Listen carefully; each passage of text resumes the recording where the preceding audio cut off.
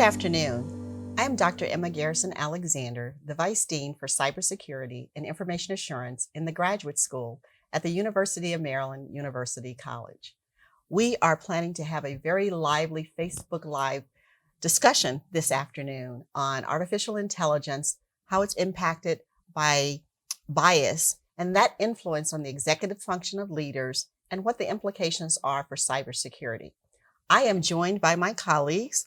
To my left, Dr. Candice Smith, who is an assistant collegiate professor for our cybersecurity technology program, and Professor Tamie Santiago, who is actually an associate professor for our cybersecurity policy and management program. And so we are planning to have a very lively discussion that will hopefully be informative to our audience and give you something to think about as we go forward in our discussion. We've seen a lot on television commercials about artificial intelligence. Actors are on stage showing us the great benefits of cybersecurity, of artificial intelligence. And so it's a pretty exciting time. Those discussions are taking place by novice as well as those that are experts in the field. So we have two experts here, and we're going to have a discussion around not just artificial intelligence, but the impact of bias on artificial intelligence and what that means to us as a culture. And this time, as technology continues to advance and to change, and most of all, really impact our lives, and not just our professional lives, but also our business life. All right? Are you ladies ready? We're ready. Good. There are many definitions of artificial intelligence. So I think one of the things that would be very beneficial to our audience is, let's start with framing the discussion for today. What exactly is artificial intelligence, and how does it work, and why is it important? So artificial intelligence is a theory and development of computer systems that perform tasks that are normally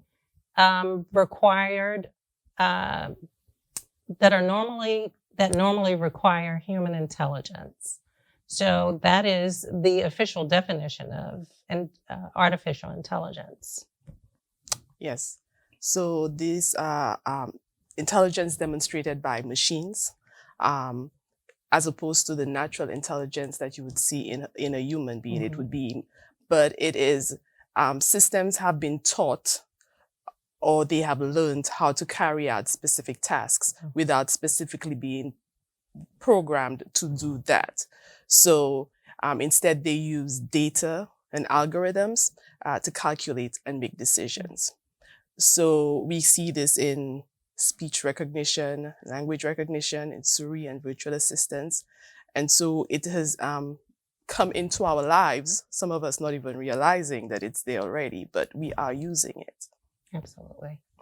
Yeah. Well, I was watching a piece on TV with Amazon, for example, where they are using robotics in the warehouse to work with humans to literally deliver the packages to the right location. The humans put it on the cart, the computer takes it off to wherever the appropriate place is, and there are no other human beings between that group and the next group. But the machines are literally able to carry out a function that would normally be a human. There would be a person there, but the company has optimized that delivery system by using artificial intelligence in computers. So we're seeing them operating everywhere. So we talk about artificial intelligence and bias. Okay, so how does bias play into that, and why is it important to understand that bias exists when it comes to artificial intelligence?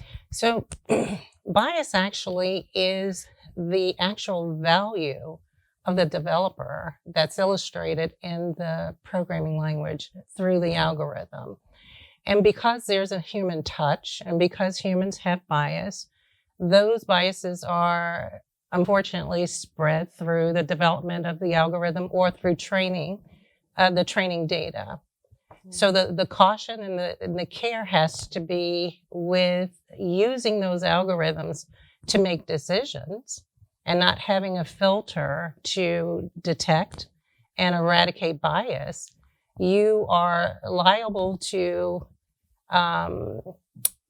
perhaps a number of issues that will flow from bias being a part of the algorithms. Yes. Insufficient data, for instance. We can create AI with racial biases, gender, or ideologies, like bias ideology, if programmers or developers put their biases, whether intentionally or unintentionally, into the algorithms. So sometimes it's not intentionally, but it does happen. And so we put information out there that can cause harm to others. So one of the things I wanted to do is give a little bit of statistics. And so it helps to round the conversation regarding bias. So by 2020, the AI market is expected to explode by $47 billion, with the international big data analysis industry at $203 billion. The vast majority of AI development is conducted by a modest number of techno giants: Twitter, IBM, Amazon, Facebook, Google, Microsoft, and Apple. With over 7 billion people worldwide, yet 10,000 people in 7 countries are writing all of the code. And so, we pause on that because you have to think about bias from that perspective. The pathway of AI algorithms is deemed compromised because of the limited hands that they are on. So when you're talking about the limited number of people that are developing the algorithms that enable AI, you're saying that set of individuals are very, very limited out of the whole population. So those 10,000 people that are involved, the way they think, the way that they see things, the things that they value when they're programming AI, those are the only things that are coming to bear. Vice there being a much broader population that are developing the algorithms where you would get different perspectives, and those different perspectives would be programmed into the AI. And then hopefully on the other side, you'll have a better product, and it'll be more representative of the broader population, vice a more limited set of the population. Yes, and I agree. And I think too, we can get into it later, but not having some sort of interrogation of the data before decisions are made. I think that that's important, and having standards and laws and regulations to address potential bias, because the AI systems are being used in prison sentencing. So you're talking impacting lives. It's being used in the healthcare community. You're talking about patient care. It's being used with regards to student entry into universities. So they are a vast number of reasons why we want data resulting from the AI to be interrogated prior to leadership decision making. So theoretically, programs that were supposed to be neutral are being compromised because of this, the information, the data set, and the programmers, what the programmers feel is important to them or how they access information. So that's why it's being biased. So we're talking about AI bias in regards to decision making. You talked about healthcare. It's impacting all of those things. So when we talk about the executive function, which is normally we're talking about high level decision making about what's going to be happening in the society, whether it's healthcare, whether it's something in the financial industry. When we talk about executive function, what are we talking about there? We're talking about human cognitive processes, our thinking, our decision making, task switching, logic, reasoning. These are basic human skills that actually I like to call it our human CPU. And when that becomes compromised by the overuse of AI, I think that, hence is the concern. Because programmers and developers are trying to simulate these thinking processes of ours and possibly surpass our thinking process in the AIs. So when we rely on this information because it's so easily available, some of it, we didn't even install it on our phones, but here it is doing it for us, we start to get comfortable. Our executive functioning, we start to not rely on it as much. And instead, I will be alerted when I need to leave my house to go somewhere and things of that nature. And I honestly believe that there is some diminishing of your executive function when you rely heavily on technology. And an example are cell phones. So how many cell phone numbers do you remember? Or how many numbers? None. And so the interesting thing about that is the less you use your executive functions, your logic, your reasoning, your memory, you actually tend to use it. So the phone now becomes an appendage, right? So you need it. You have to have it with you because you don't remember the phone numbers that are there. The other thing that I think is interesting with regards to the cell phones is that it's more than just communication. Mm-hmm. It's more than just a way to call home, right? Mm-hmm. It becomes our attachment to the world. Some people literally will drive all the way back home to get it because they feel insecure. They feel troubled if they don't have it. So it's an interesting overtrust of the technology. And I think it's worth discussion. Yes. Do you think, do you believe businesses and just everyday Americans have really have come to a point where they're over-reliant upon artificial intelligence? And are they even cognizant? Are we aware that we are relying? I can remember, this is in the old days, that on my exams, I would actually use my calculator. Those who remember a calculator, that's a little box on your phone that you can calculate numbers with.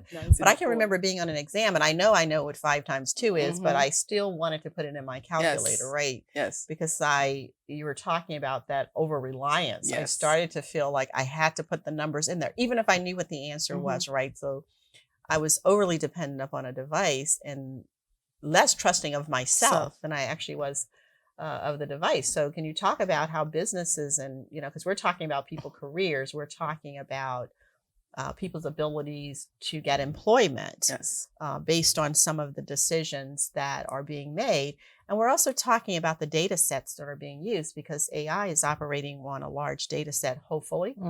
And hopefully that data set is properly representing the kinds of decisions that should be made for our citizens and just for the general population.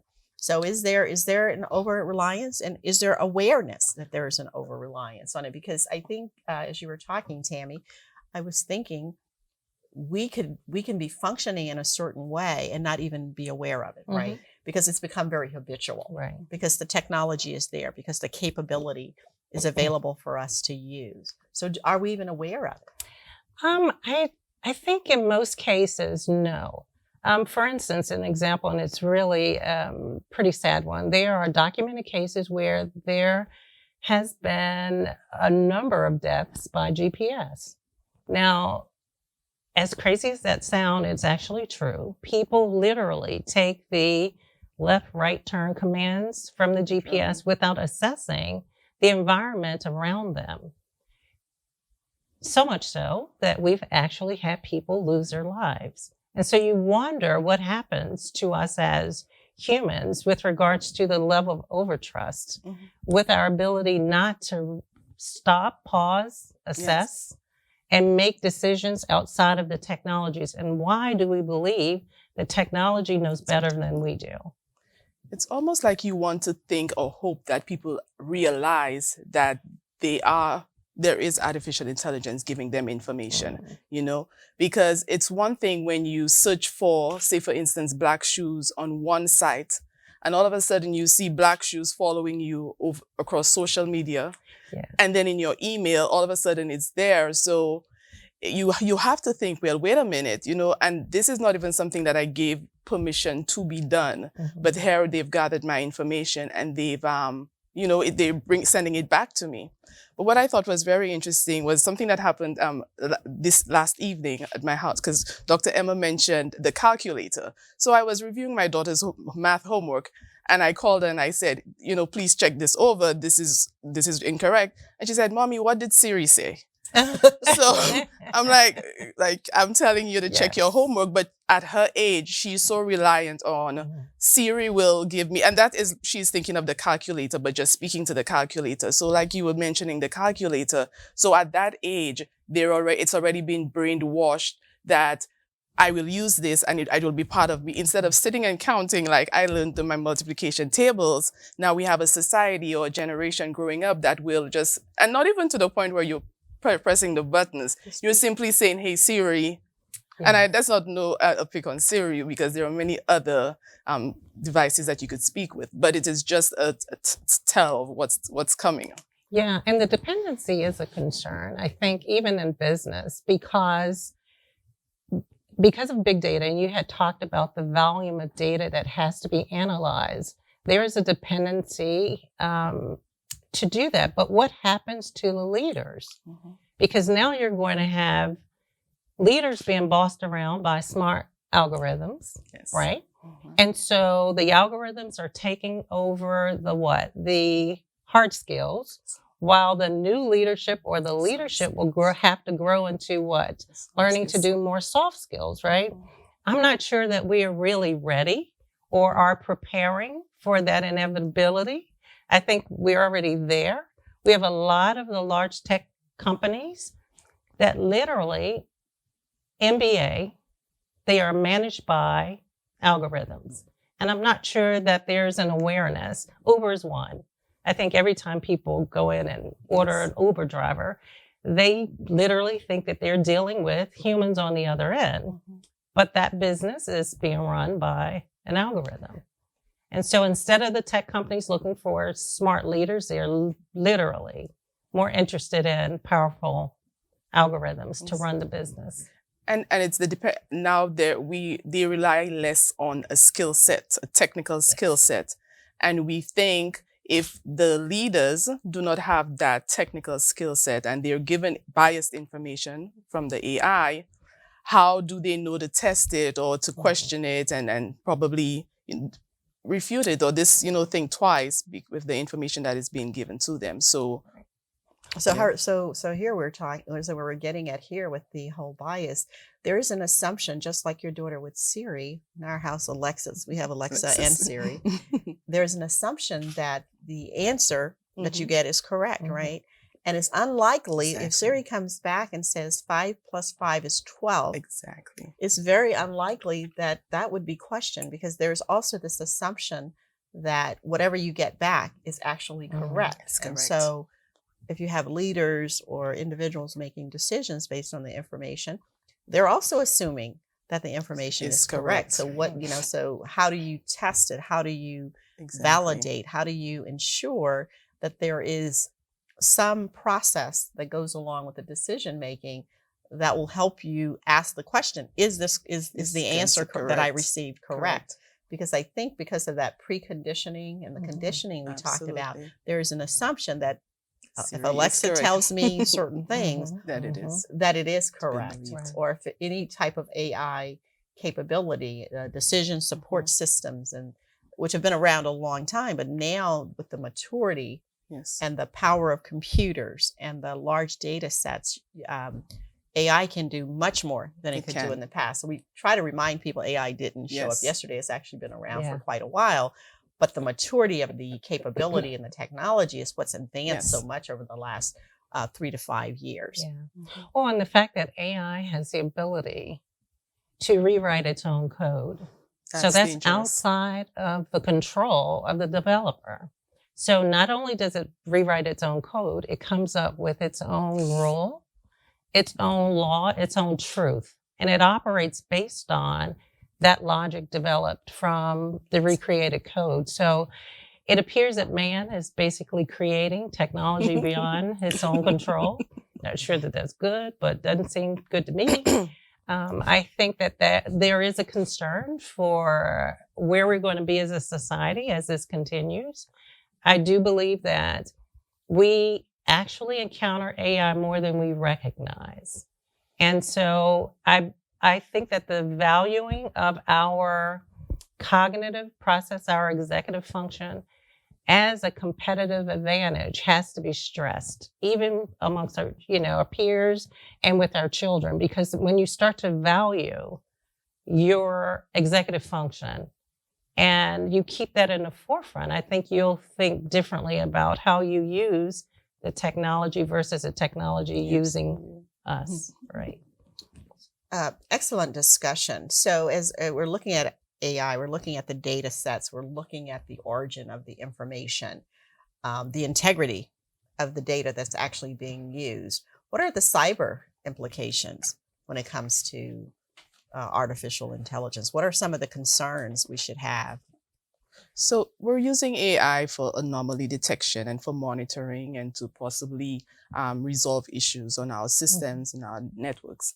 And if, like Tamie says, the AI is possibly rewriting itself or not aware of the biases, then all of a sudden the information we get from those analysis are flawed. And it could definitely negatively impact our systems. And decision making. And absolutely. And our decision making. And what about the protection of the data that the artificial intelligence system is actually accessing and using? How important is it that the right cybersecurity controls, policies are in place to actually protect that data, so that if you start with a legitimate data set that you're using for decision making, what if someone goes in and compromise that data set? What does that do to AI? Well, I think it gets back to needing sort of that intermediary piece where interrogation of the data has to happen before the decisions are made.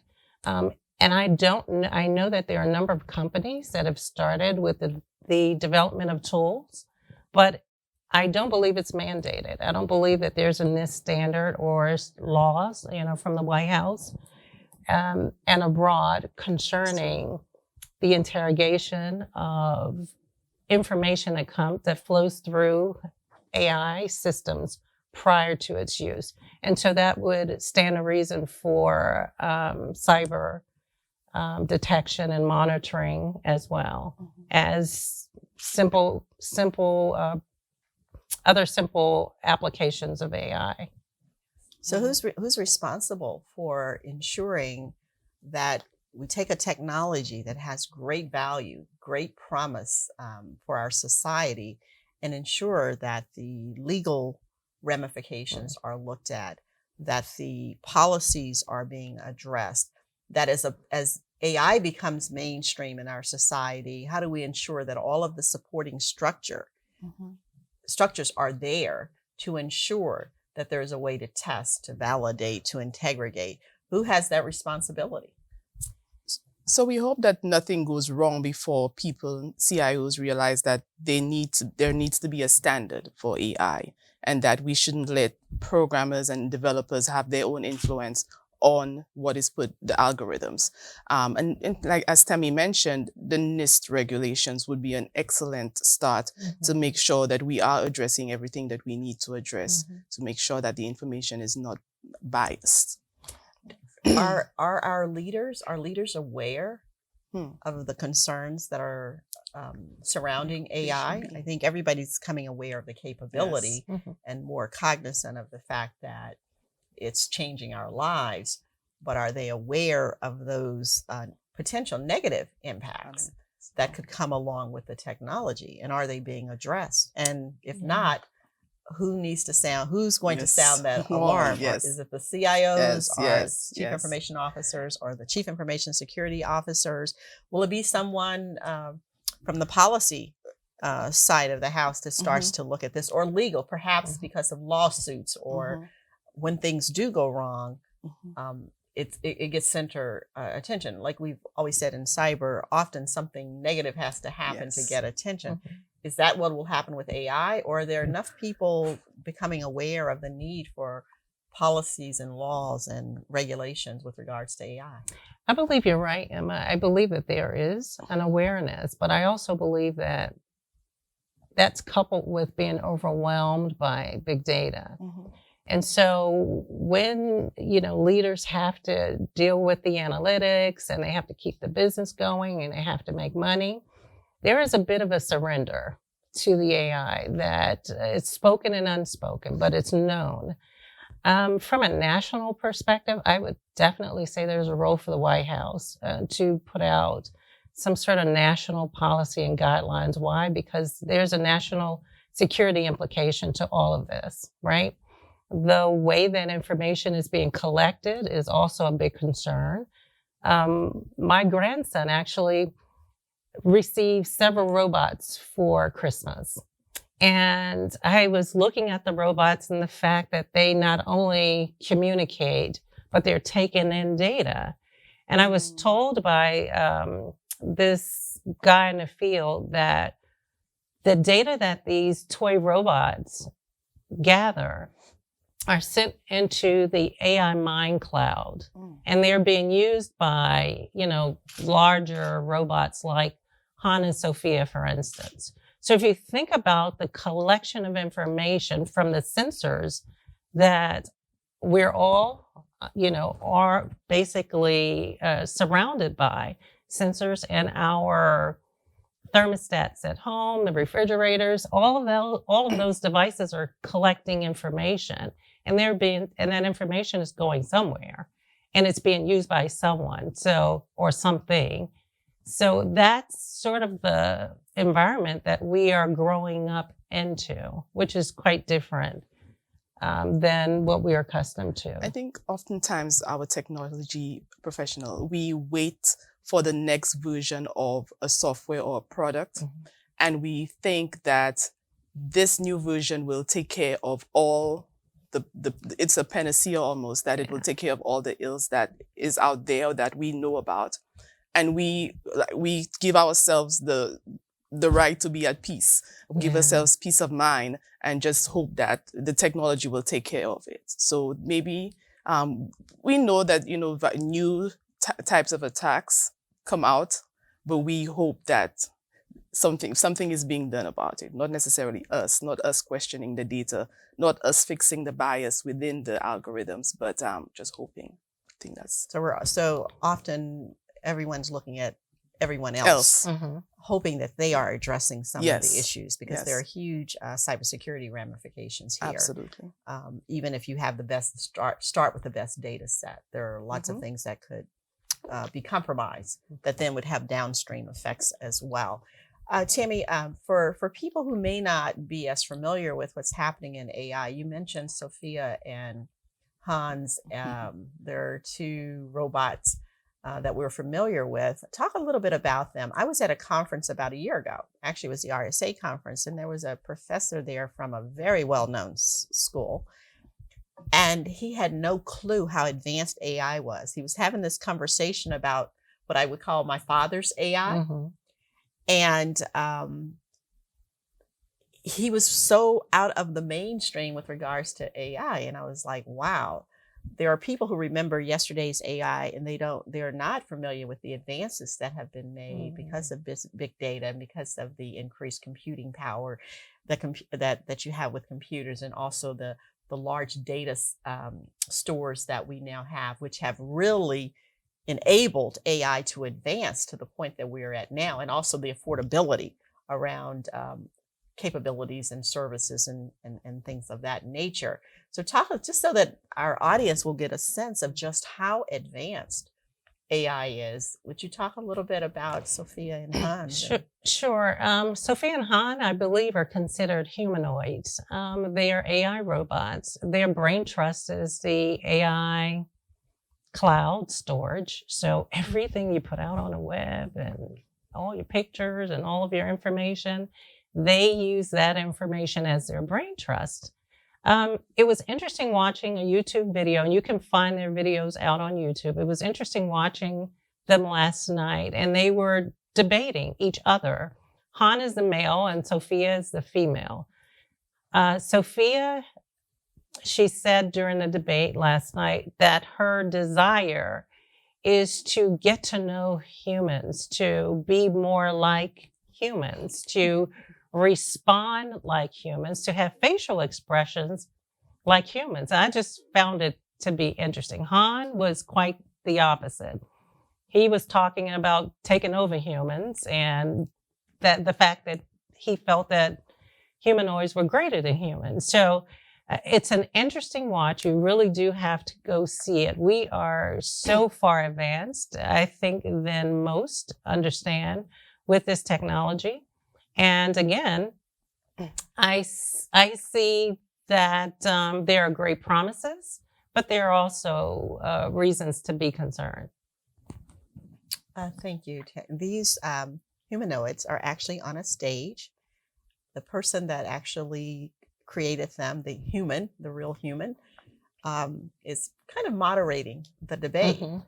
The other part of this is they look very human as well. So it's not just the human, the language is very human-like. There's humor in the right places when they're debating she can one sing. another. She can sing very well. Yeah. And it just shows, as Tamie said, the great advances that AI has brought about. So we are coming to the end of our segment. I think that this should have been pretty educational for our audience. But I'll give both of you all an opportunity to give a closing remark before we end our session today. I guess the thing that I would say is the enemy of our executive function is convenience, if that makes sense. Because the more we are satisfied in the area of convenience, the more of our executive function we're willing to let go of. So I would just caution, how much of an appendage do we want in terms of IT, and how much of our executive function are we willing to compromise to get it?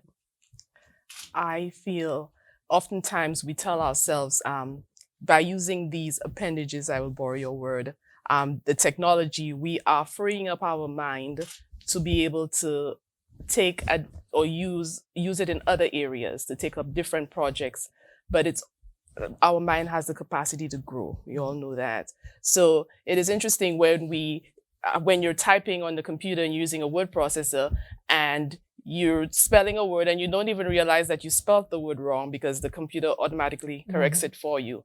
And then if you're writing in another area, obviously, then you see the wrong word. But I think that's what's happening with AI. The fact that we're just accepting it and we're not even realizing what we're doing. We're letting it do all these functions for us, the executive functions for us. It almost allows us to dumb down ourselves and not take responsibility for our own learning and our mental capacity. Well, thank you both for sharing your thoughts around artificial intelligence and bias and what that means to us as a society and culturally. It's been very, very informative. We'd like to thank our audience for listening, and feel free to go into the Facebook Live page and share your thoughts about our session today. Thank you again. This is the University of Maryland University College signing off. Thank you.